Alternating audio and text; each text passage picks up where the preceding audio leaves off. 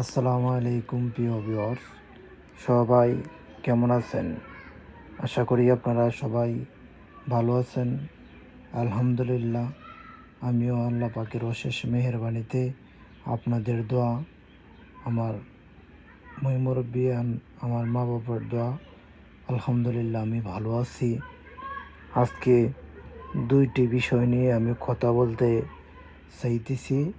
একটি বিষয় হলো, আপনি মুখ দিয়া কিছু বলতে পারবেন না, কারণ চোখ দিয়ে যেটা দেখছেন মুখ দিয়ে সেটা বলতে গেলে আপনার বিরাট আকারের সমস্যা হয়ে দাঁড়ায়। আর যেটা কান দিয়ে শুনছেন মুখ দিয়ে বলতে যাবেন অনেক বড় সমস্যায় পড়বেন। আমি মনে করি 70-80% মানুষ এরকম রোগে ভুগতেছে।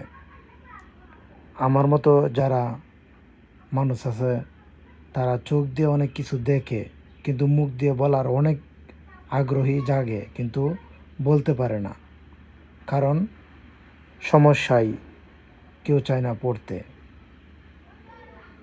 এ হলো বর্তমান পরিস্থিতি। আর আরেকটি বিষয় হলো, আপনার নিজের জায়গা নিজেরই তৈরি করে নিতে হয় এবং কারো উপর ভরসা করা যায় না।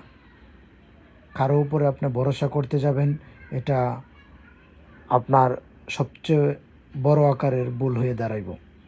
আর আরেকটি বিষয়, আপনি একটি ভালো কাজ করতে যাবেন, কাউকে বলতে যাবেন, এটা দেখবেন কত বড় বড় সমস্যা দেখা দিব।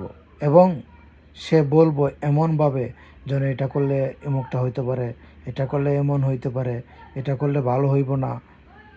আপনি নিজের বুদ্ধিতে কাজ করা বেটার। আপনি তার কাছেই এগুলো বিষয় শেয়ার করতে পারবেন, যে আপনাকে সঠিক ভালো পরামর্শ দিব, আপনি তার কাছেই বিষয় শেয়ার করতে পারবেন।